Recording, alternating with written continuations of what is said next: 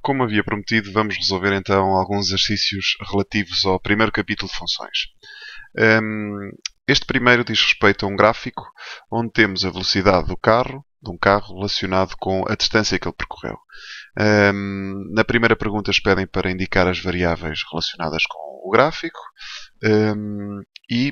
Aqui basicamente temos toda a informação que necessitamos no próprio gráfico. Neste caso, a variável do eixo do x é a distância, que vem em km, e a variável do eixo dos y é a velocidade, que vem em km por hora. Na segunda pergunta pedem para calcular, para determinados valores da distância, calcular a respectiva velocidade e vice-versa. Por exemplo, quando a distância percorrida é 0 km, ou seja, quando o x é 0, aqui é a tabela do x e ali será a tabela do y, quando o x é 0, o y também é 0. Quando o x é 1, o y é, de acordo com o gráfico, está aqui entre o 48 e o 80, é 60. Quando o x é 3, o y é 160. Agora, ao contrário, quando o y é 240, o x vai ser 7 km. E agora ao 13 a mesma coisa, para o 13 dá 140 e para o 14 volta a valer 0. Em que intervalos é que a velocidade aumentou? Portanto, estamos a perguntar quando é que a função, no fundo, cresce. A função cresce desde 0 até 3, neste intervalo aqui. Mais uma vez isto vê-se no x. De 0 até 3. Volta a crescer desde 4 até 7. De 4 a 7. Volta a crescer desde 10 até 11. E é o último intervalo onde a função cresce. Qual foi a velocidade máxima atingida? A velocidade máxima atingida são os 240 km por hora, ou km h-1, que é a mesma coisa. Quantas vezes foi atingido os 180 km? 180 km hora estão aqui, foram atingidos 3 vezes, neste ponto e neste ponto que aqui está. Tá? Está a primeira pergunta resolvida, nada de especial. Vamos à segunda. Na segunda pergunta eles dizem o seguinte. Quando chegou a casa, Inês verificou que se tinha esquecido o livro de matemática na biblioteca. Como precisava de realizar o trabalho de casa, deslocou-se novamente à escola para trazer o livro. Qual dos gráficos pode relacionar o tempo gasto na deslocação à escola e regresso com a distância d à casa da Inês? Bom, primeiro, se estamos a falar de gráficos, é um gráfico de uma função que se pretende representar aqui. Há aqui duas opções que não são funções, que é a linha A e a linha B, como eu tinha dito, por causa do teste das retas verticais. Por exemplo, aqui corta em 2 sítios e aqui corta numa infinidade de pontos. Também é uma data de pontos onde a função é interceptada com esta reta vertical. Portanto, a linha A e a linha B estão fora de questão. Aqui a pergunta pode ser: qual é que será, entre a C e a D, qual é que será a mais adequada? Notem que a Inês saiu de casa e voltou para casa. E se nós estamos a medir a distância à casa da Inês, no início essa distância tem que ser 0, porque a Inês está em casa dela. Portanto, faz mais sentido aqui a linha D do que a linha C, que parece que partiu de um ponto que tem alguma distância da casa da Inês. Está bem? Isto é uma pergunta de escolha múltipla, nada de especial. Agora uma pergunta um bocadinho mais completa. Vamos fazer um estudo aprofundado desta função que está aqui na pergunta 3.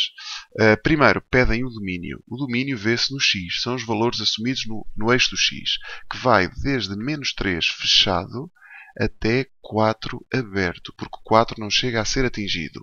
O contradomínio vai desde -2 fechado também até 3 aberto. O contradomínio, recordo, que se vê nos y. Finalmente, os zeros da função são este e este. São 3 zeros, o -1, o 0 e o 3, porque ali está uma bola fechada, está bem? Eu apaguei. Ok, vamos aos extremos. Máximos relativos. Temos aqui máximos relativos. Vamos ver se esta função tem algum máximo relativo. Este poderia ser um máximo se a bola estivesse fechada. Estando aberto, não é um máximo. Este também podia ser um máximo se a bola estivesse fechada em cima em vez de estar fechada em baixo. Recordem que a noção de máximo relativo são os pontos da função onde, de um lado e do outro, a função não sobe. Então, se nós nos situarmos aqui neste ponto, do lado direito a função desce, não há problema, mas para andarmos para o lado esquerdo temos que subir este patamar aqui. Portanto, esta função não tem máximos relativos. Não tendo máximos relativos, também não tem máximos absolutos, porque recordo que o máximo absoluto é sempre também um máximo relativo. Este seria o candidato a máximo absoluto se a bola estivesse fechada. Mínimos relativos, esta função já vai ter mínimos relativos. Tem aqui, no menos 2, recordo que os mínimos relativos se vêem nos y, e tem também aqui um mínimo relativo, que é no ponto menos 1. Este não é mínimo relativo, porquê? Porque do lado esquerdo, do lado direito, desculpem, a função desce e a função não pode descer. Qual é o mínimo absoluto? Neste caso, o mínimo absoluto é o menos 2, está bem? Recordo que o mínimo absoluto também é um mínimo relativo e este é o mais pequeno valor que a função assume. Maximizantes não tem, está bem? Não tem máximos, também não vai ter maximizantes. Minimizantes tem estes dois. Os minimizantes, recordo uma vez mais, vê-se no x. E os mínimos vê-se nos y. Os minimizantes, neste caso, são os pontos menos 3, são os valores menos 3 e 2. E está construído aqui os extremos desta função. A seguir, eles pedem para construir uma tabela de variação. Eu não falei da tabela de variação, mas vou passar a explicar muito rapidamente como é que se constrói a tabela de variação. A tabela de variação está intimamente relacionada com a monotonia da função. E se vocês repararem, a função tem o seguinte comportamento. Começa em menos 3, vai subindo até ao zero. Portanto, começa em menos 3, onde ela vale menos 2. Vai subindo até ao 0, onde a função vale 0.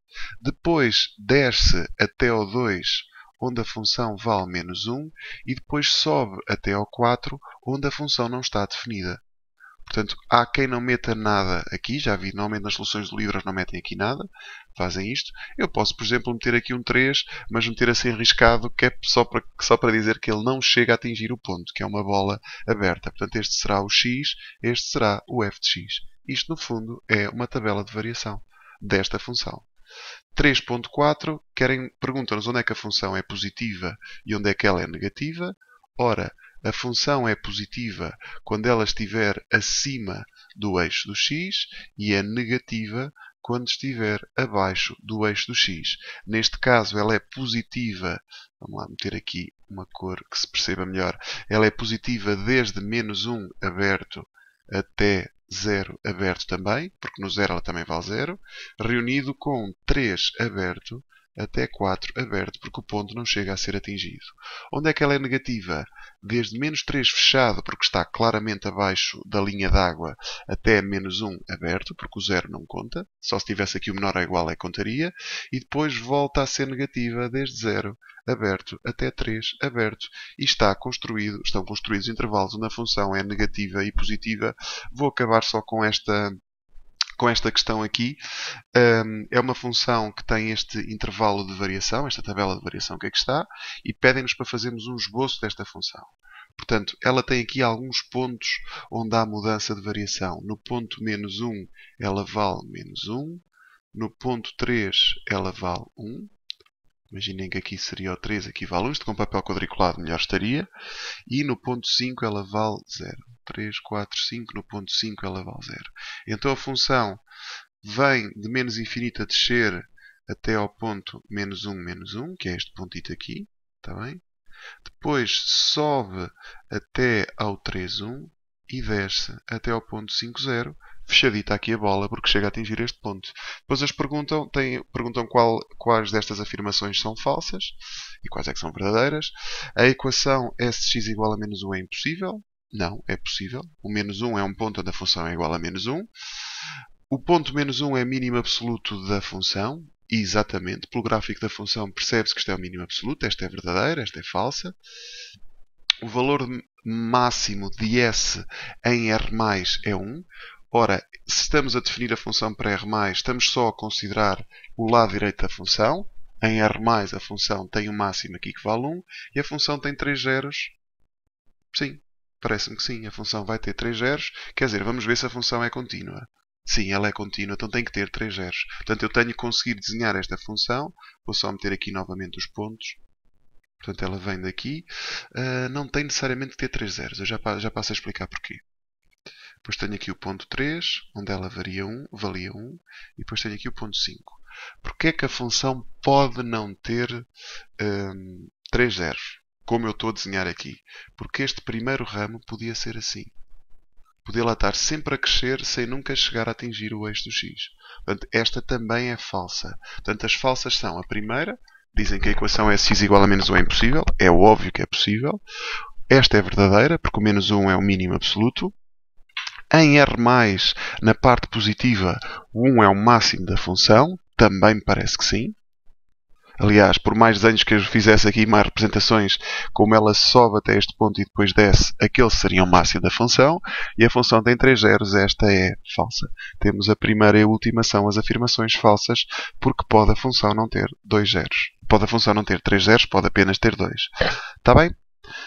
Portanto, são este tipo de exercícios que podem aparecer. Aproveitei também para introduzir este conceito de tabela de variação. Na próxima aula vamos começar a estudar. É mais um recordar o estudo da função afim. Tá? Até breve.